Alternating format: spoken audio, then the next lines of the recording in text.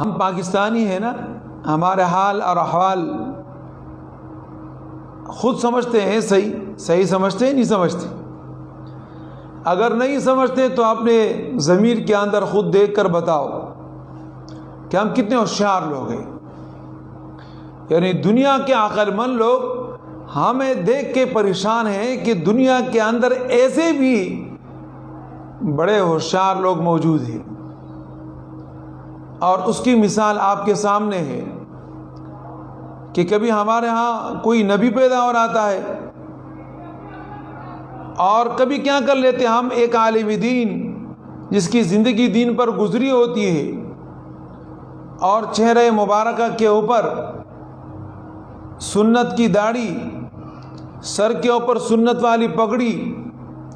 حافظ عالم،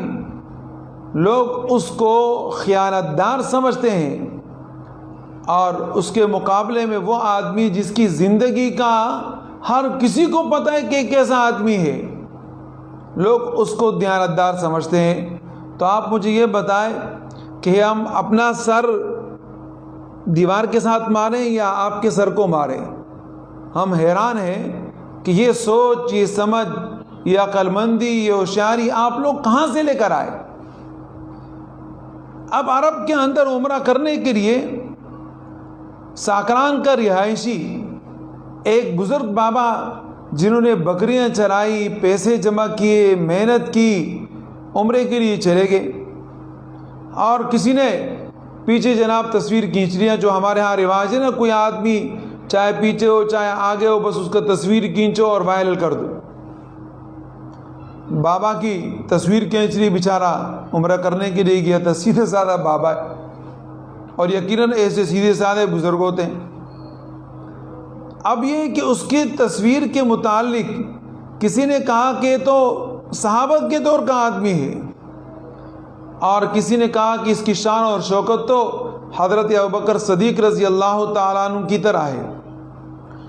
اور کسی نے کہا وہ دنیا کے اوپر حکومت کرنے والا عمر فاروق کی طرح ہے۔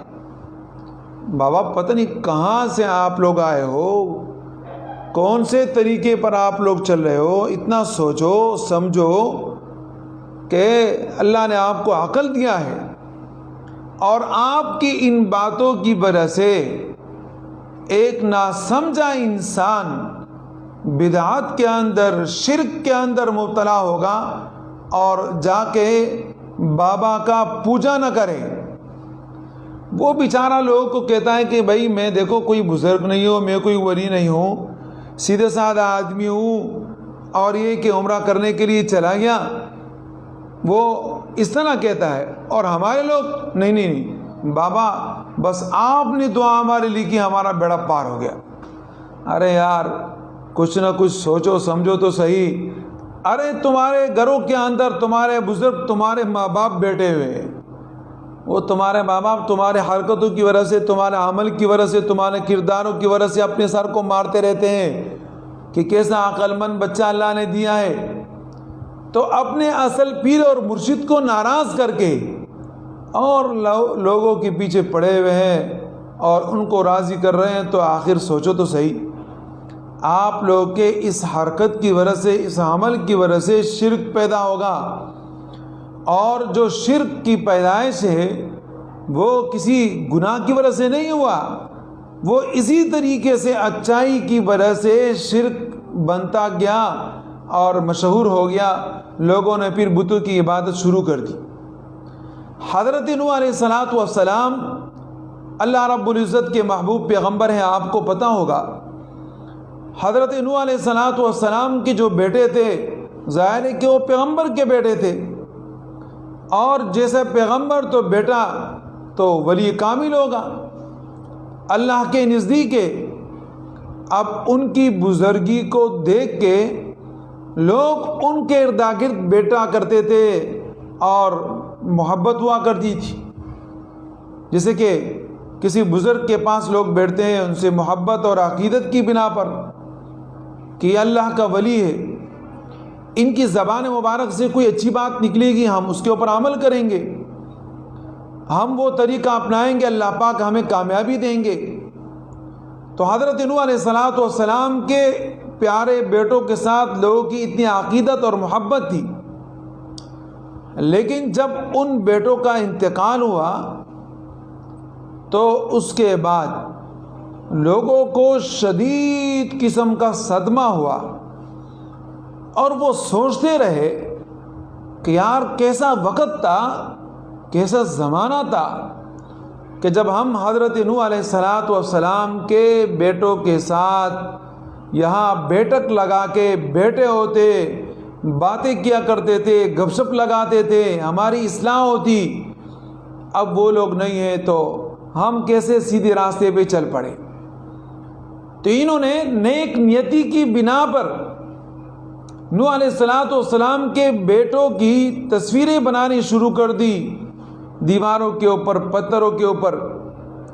کہتے ہیں کہ ہم ان کو دیکھیں گے تو ہمیں تسلی ہوگی کہ نوح علیہ السلام کے بیٹے ایسے ہی تھے، اور وہ تصور کر کے اللہ رب العزت کی قربت ہم حاصل کر سکیں گے۔ وہ کہتے ہیں نا کہ جن کو دیکھ کے خدا یاد آئے، جنہیں دیکھ کے خدا یاد آئے، تو ایسے بزرگوں کو دیکھ کے لوگوں کو خدا یاد آتا ہے، اور کسی کسی آدمی کو دیکھ کے شیطان یاد آتا ہے کہ اس کی جو زبان ہوتی ہے نا وہ ایسی ہوتی ہے کہ جناب وہ خود تو ہے ہی ایسا، لیکن قوموں کو، لوگوں کو تباہ برباد کر دیتا ہے۔ جو اللہ رب العزت نے فرمایا شیطان یعدکم الفقر ویأمرکم بالفحشاء، شیطان تمہیں غربت کی طرف بلاتا ہے اور بے حیائی کی ترغیب دیتا ہے۔ تو بے حیائی کی ترغیب جو دیتے ہیں لوگ اس کو صحیح سمجھتے ہیں، قرآن کہتا ہے وہ شیطان ہے، اور تم لوگ کہتے ہیں وہ ہمارا امام ہے۔ تو اب مجھے یہ بتاؤ کہ آپ کو ہم کیسے سمجھائیں؟ کس طرح تم لوگ سمجھو گے؟ تو نوح علیہ السلام کے بیٹوں کی تصویریں جب انہوں نے بنانی شروع کی تو یہ لوگ تو بڑے موحد تھے، مشرک نہیں تھے، لیکن جنہوں نے تصویریں بنائی تو پھر ان کے انتقال کے بعد ان کی جو اولاد آئی تو انہوں نے تصویر کو باقاعدہ مجسمے میں تبدیل کیا، اور ایک پوری شکل اور صورت کسی پتھر سے بنایا، اور جناب یہ نوح علیہ السلام کے فلاں بیٹے کی شکل صورت ہے، یہ نوح علیہ السلام کے فلاں بیٹے کی شکل صورت ہے۔ پھر آہستہ آہستہ ان کو دیکھ کے خدا یاد آنا کیا تھا کہ لوگ ان کے پاس جاتے اور ان کو کہتے ہیں کہ میرا بیٹا نہیں، میرا بیٹا دے دو،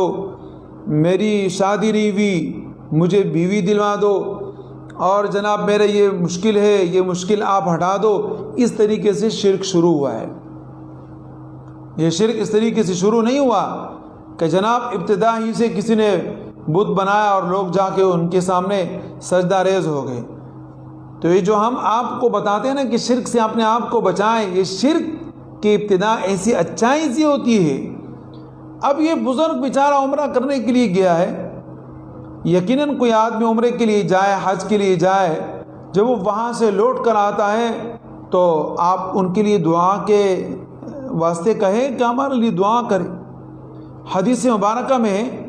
کہ اللہ پاک ان کی دعاؤں کو قبول کر لیتے ہیں، اسی کہ ان کے گناہ ختم ہو جاتے ہیں عمرہ کرنے کی وجہ سے، حج کرنے کی وجہ سے۔ یہاں تک تو بات صحیح ہے، لیکن اس سے آگے بڑھ کے پھر جناب اس بات کو آگے بڑھائے، اور بڑھاتے بڑھاتے بڑھاتے آپ اس بابا کی عبادت اگر شروع کر دیں گے تو پھر آپ مجھے بتائیں کہ اس کا ذمہ دار کون ہوگا؟ بھائی جیسے کہ آپ کے باقی لوگ عمرہ کر کے آ رہے ہیں، آپ جا کے ان کے پاس اٹھتے بیٹھتے ہیں، تو اسی طریقے سے اس بابا کے پاس بھی جا کے اٹھے اور بیٹھے، لیکن اس سے آگے اس کو ایک مقام دینا اس حیثیت سے کہ جناب یہ دعا کرے گا اور فوراً لگے گا، اور ہمارے ماں باپ دعا کریں گے وہ بد دعا بنے گا۔